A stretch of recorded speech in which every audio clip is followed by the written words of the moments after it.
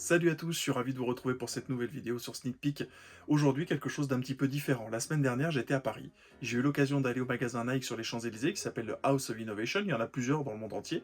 Et celui de Paris, il est génial. 3 étages avec beaucoup de choses à découvrir, des activations, des nouveautés qui se font vraiment à l'entrée. Et en parcourant les rayons, j'ai trouvé une paire qui allait faire très plaisir à un de mes amis, un de mes meilleurs amis. C'est la Nike Air Tech Challenge 2 dans ce coloris Racer Pink. Alors, vous le voyez évidemment, hein, c'est pas du tout un 46, on est sur une pointure un peu plus petite. C'est vraiment pour un de mes amis, j'ai pas craqué pour moi, même si la tentation était quand même bien présente.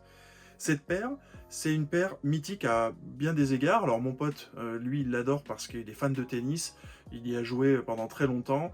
Et ben, comme moi, quand on était gamin, on aimait beaucoup André Agassi. Alors André Agassi, c'est ce joueur avec ses cheveux blonds, bon, on a su après que c'était une perruque, mais qui était au vent, ses t-shirts de toutes les couleurs, qui bravait les règles à Roland-Garros. À Wimbledon, il restait un petit peu plus strict quand même. C'est un joueur qui a gagné 8 titres du Grand Chelem, un des rares à avoir gagné sur les 4 surfaces qu'on va retrouver dans les 4 grands chelems. Un joueur qui était aussi médaille d'or en 1996 aux Jeux Olympiques d'Atlanta, qui est marié avec Steffi Graf, une autre très grande joueuse de tennis, avec une histoire assez folle, hein, franchement je vous invite à vous renseigner. Et donc, au milieu de tout ça, eh bien, il y a évidemment la partie Nike avec leur marketing génial et leur designer de génie, Tinker Hatfield, dont on en a parlé déjà à plusieurs reprises sur cette chaîne. C'est lui qui a conçu cette paire. Et d'ailleurs, on peut voir l'ADN commun avec une partie des paires qu'il va avoir réalisées tout au long de sa carrière. Et en particulier celle-ci, on est vraiment sur la période Jordan 3, Jordan 4, Jordan 5 du côté de Michael Jordan. Et ici, on voit clairement l'ADN de ce qui va être proposé, tant au niveau de la conception globale de la chaussure qu'au niveau des signes, notamment au niveau de cette partie à l'arrière sur la bulle d'air, ce qu'on appelle en anglais les plastic wings qu'on va retrouver qui sont très ressemblants avec ce qu'on a sur la Jordan 4. Donc une paire qui est vraiment de son époque, d'abord, par son design, et puis qui propose vraiment quelque chose d'assez sympa. D'abord, si on commence par la semelle extérieure. Alors, beaucoup de rose. Moi, c'est pas une couleur que j'apprécie beaucoup, mais franchement, elle m'a vraiment tenté parce que j'adore les pops de rose qu'on a à plusieurs endroits de la paire. Donc, vous avez le Nike qui est dessous. Vous avez à l'avant aussi donc cette zone rose, le petit point de pivot aussi qui pour le coup ressemble beaucoup à quelque chose qu'on pourrait avoir au basket également. Et puis ce qu'on appelle le herringbone, donc c'est, vous savez, ce motif en triangle, on va dire d'une certaine manière, qui est multidirectionnel et qui est vraiment le meilleur en termes de grip, franchement, pour tous les joueurs de basket notamment, mais au tennis aussi. C'est vraiment une méthode qui ne se dément pas année après année. On va retrouver ça dans de nombreux designs, même modernes aujourd'hui. Avec un plastique qui était quand même assez robuste, solide, bah oui, il fallait, parce que quand on joue sur herbe ou quand on va jouer sur la terre battue de Roland-Garros, il faut une chaussure qui soit quand même assez costaud au niveau de la base.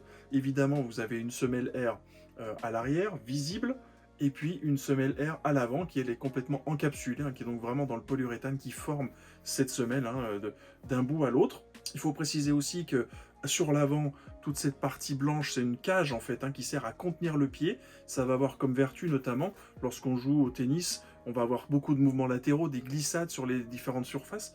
Et bien ici, ça va permettre au pied de rester contenu, d'éviter que le pied roule finalement. Donc c'était dans cette logique que c'était proposé, avec le prolongement également de cette partie en cuir qui se termine ici avec le lassage qui permet vraiment de venir serrer le pied des deux côtés, donc garantir ce maintien sur l'avant du pied. À l'arrière, bah, on va avoir pareillement ce qu'on appelle en anglais le cup sole, c'est-à-dire quelque chose qui va venir vraiment inclure complètement le talon et donc garantir là aussi qu'on va pas avoir une chaussure qui va favoriser les foulures de la cheville.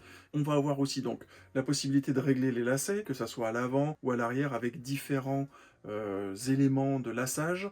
Tout ça, c'est vraiment le génie pour moi de Tinker Hatfield, parce qu'on est vraiment sur quelqu'un qui pense à tous les détails, qui va offrir un maximum de confort par le biais de son design. C'est un design qu'on va appeler informé. Alors j'ai déjà mentionné le fameux documentaire qui est dispo sur Netflix dans la série Abstract qui parle de Tinker Hatfield, mais vous voyez quand vous l'écoutez parler, même dans les différentes interviews qui sont disponibles sur YouTube, que c'est quelqu'un qui réfléchit à son design de manière utile, mais élégante, et c'est ce qui a fait le succès de nombre des paires qu'il a produits pour Jordan. La partie Maintenant, à l'avant du pied va être aussi donc constitué donc de cuir. C'est un cuir qui est de plutôt bonne qualité, assez épais. Du moins sur cette partie, il est un petit peu plus fin ici, mais ça s'explique au niveau de la pliure hein, du pied, justement parce qu'on a besoin de cette flexibilité. Et donc on voit qu'on a quelque chose d'un peu asymétrique, tout simplement pour permettre de traîner le pied, hein, et donc de protéger encore plus le pied lorsqu'il va être traîné sur le terrain de tennis. C'est une chose qu'on retrouve également, hein, des mouvements très similaires avec le basket. C'est d'ailleurs un sport que beaucoup de coachs vont conseiller de pratiquer. On voit donc le cuir qui se retrouve toujours dans cette logique un peu plus épaisse également, ici vraiment sur l'upper, hein, autour des lacets. Et puis ce swoosh, donc rose, c'est le Racer Pink qui fait vraiment ces touches, cette pop de couleur qu'on va retrouver, à la différence de la Hot Lava, alors qui était sortie en fin 2024. J'avais essayé d'aider mon ami à pouvoir cop cette paire. Malheureusement, les stocks sont partis beaucoup plus vite. On voit d'ailleurs les prix de revente sur celle-ci sont très accessibles. Donc si vous en voulez une paire, vous pouvez trouver ça sur les différents sites de revente, GOAT, StockX et compagnie, de manière vraiment simple. Le coloris Hot Lava, donc qui est vraiment le coloris le plus connu, celui dans lequel André Agassi avait fait sa première finale à Roland-Garros à l'époque. Ce coloris est beaucoup plus recherché que celui-ci. Donc, si vous avez envie d'avoir cette paire dans l'autre coloris, bon, il faudra investir un peu plus, mais par contre, dans ce coloris Racer Pink, c'est beaucoup plus abordable. Sur la languette, on va avoir une languette qui va être très protectrice, qui va garantir justement que peu importe le niveau de lassage qu'on va avoir, on va avoir une compression finalement qui va s'effectuer sur le pied, mais on est sur une languette qui est quand même avec un padding, hein, un renforcement en mousse qui est assez confortable, qui va garantir que ça va pas faire mal au pied. Par contre, le côté respirant de la chaussure, clairement, il n'y est pas, hein. On est sur un upper qui est complètement en cuir, avec une languette qui est presque dans une format néoprène. Franchement, c'est une chaussure qui risque quand même de tenir un peu chaud au pied. À l'intérieur, on va retrouver la semelle, qui va être une semelle vraiment classique, basique, hein, pour offrir un peu de confort dans ces modèles qui sont portés quand même quasi exclusivement en mode lifestyle de nos jours. Il faut être très clair, il y a quasiment personne qui va jouer au tennis avec ce modèle aujourd'hui.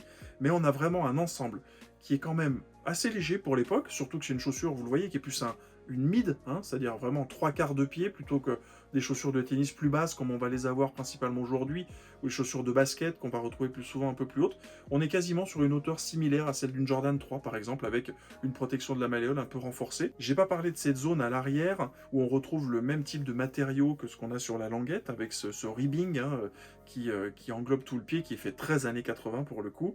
Mais on sent un padding quand même assez épais. Même pas besoin de passer la chaussure au pied pour savoir que la cheville va être vraiment bien enserrée et qu'elle sera vraiment en plein confort. Voilà pour ce qui est du design principalement. Évidemment, il ne faut pas oublier l'arrière avec ce Nike Air, toujours en Racer Pink. Je vous dis, ces petites touches de couleur rose, franchement, pour une basket qui va se porter pendant l'été, c'est vraiment génial. Je trouve qu'ils ont vraiment trouvé le bon équilibre.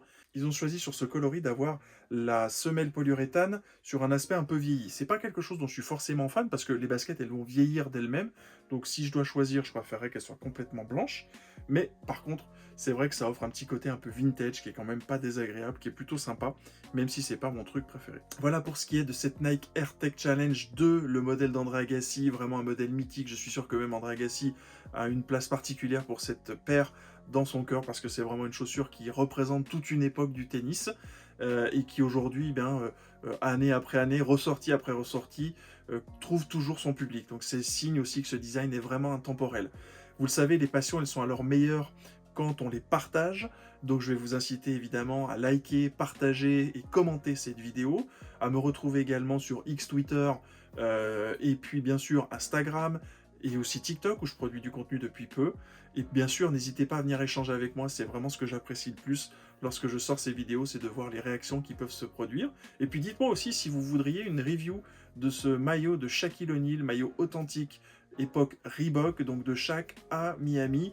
J'ai mis ce maillot parce que voilà, j'ai pensé au maillot pink que Miami porte maintenant en voyant cette Racer Pink. Et j'ai aussi pensé à un de mes joueurs préférés, bien sûr, Shaq. Donc si vous voulez voir une review de ce maillot, dites-le dans les commentaires, n'hésitez surtout pas, je ferai cette review très prochainement. En attendant, je vous souhaite une excellente journée et je vous dis à bientôt sur Sneak Peek. Bye.